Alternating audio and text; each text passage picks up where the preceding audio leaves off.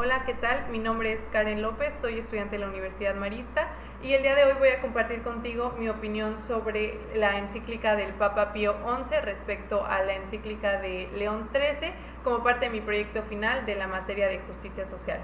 En un primer momento te comparto que Papa Pío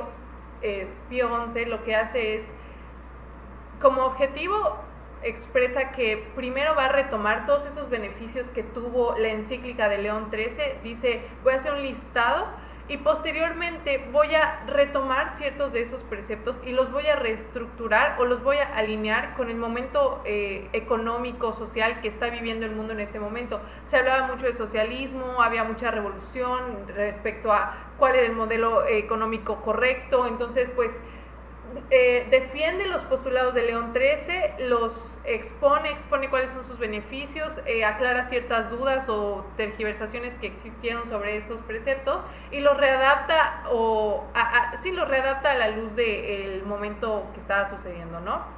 Entonces, pues él dice que a lo largo de toda la encíclica pues va a abordar la cuestión social entendida dentro de la convivencia humana. En un inicio, como comenté, como parte de los objetivos, separa los beneficios que tuvo la encíclica de León XIII en tres aspectos: los beneficios de la obra de la Iglesia, los beneficios en la obra del Estado y los beneficios en la obra de las partes involucradas. En lo que a la Iglesia respecta, dice que en realidad, gracias a la encíclica de León XIII, se le da a los trabajadores la oportunidad de capacitarse entendiendo su dignidad intrínseca como ser humano y como obrero. Entonces es darle esta idea a la persona trabajadora de que es una persona digna, de que es un hijo de Dios y en función de eso que pueda progresar legítima y prósperamente y convertirse en guía hacia los demás. Entonces es parte, el trabajo de la Iglesia respecto a la doctrina de León XIII es: yo te capacito, te demuestro que en realidad eres una persona con toda la dignidad que implica el ser una persona, el ser un trabajador también, y tú llevas estos preceptos hacia tus demás trabajadores, ¿no? Entonces va por ahí un poco la labor de la Iglesia, y también se dice que hubo mucho aumento en las obras de beneficencia, se multiplicaron por parte de los miembros de la Iglesia, ¿no? Respecto a los trabajadores y obreros.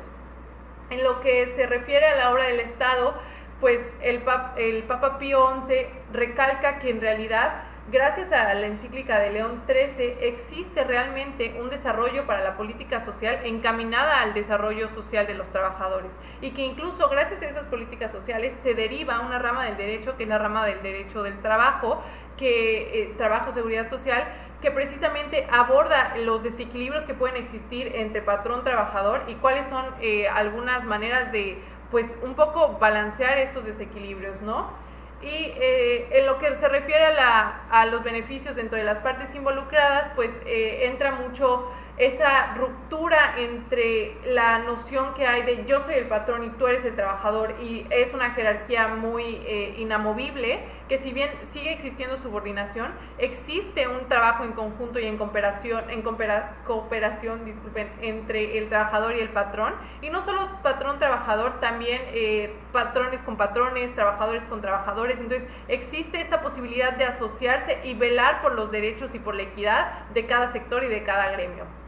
Y bueno, entonces, una vez que enlista estos beneficios, que me parecen pues muy concisos y muy correctos, en realidad creo que cuando aprendemos sobre las transformaciones sociales no los asociamos con intervenciones religiosas, y me parece muy interesante ver cómo el Papa Pío XI dice, pues realmente deriva de un trabajo eclesiástico que viene de León XIII. Entonces, pues me pareció muy interesante poder leer respecto a estos beneficios, y luego pasa, ¿no?, a decir, esto es el Rerum Novarum, o sea, esto es parte de lo que es esta nueva política social. Entonces, de esta justicia social. Habla después de lo que viene siendo propiedad privada y acumulación de riqueza, y expresa que en realidad, si bien es cierto que históricamente se acumuló la riqueza en cierto sector,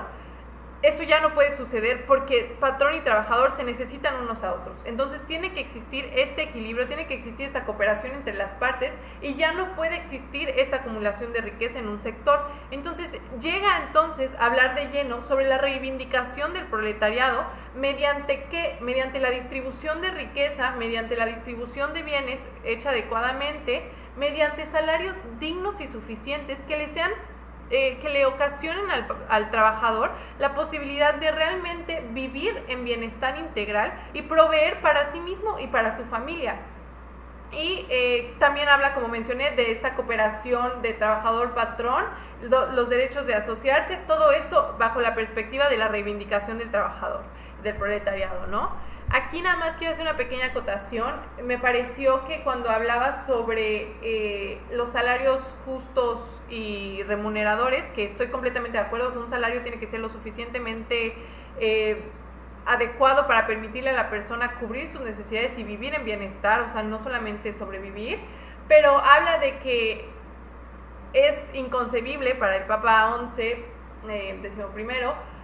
que la mujer que cotidianamente se desenvuelve en labores domésticas frente a los pocos salarios o los salarios no tan remuneradores de sus esposos tengan que buscar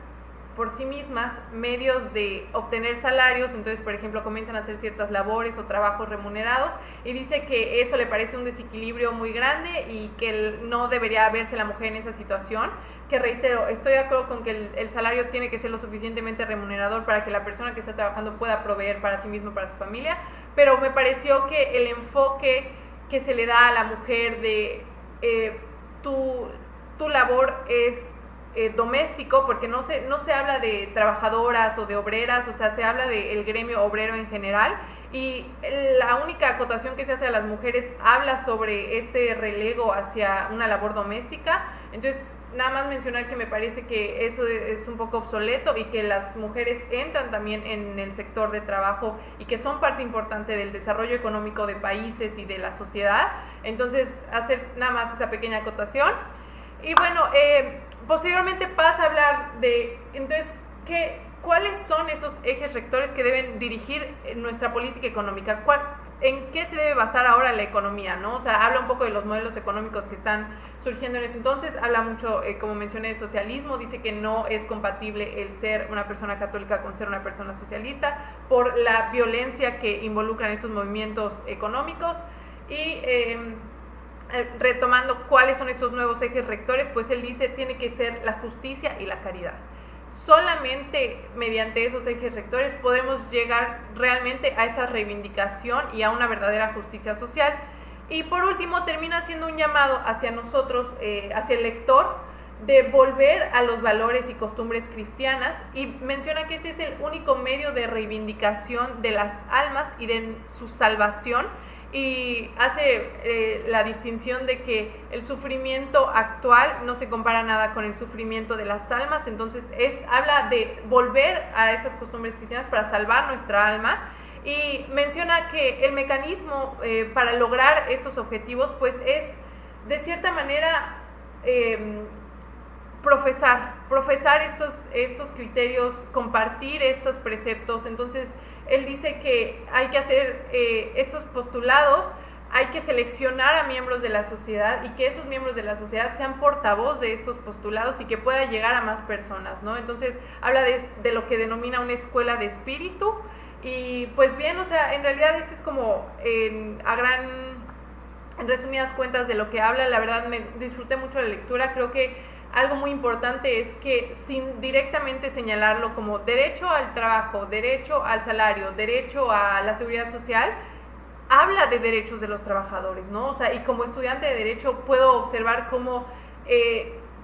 la religión busca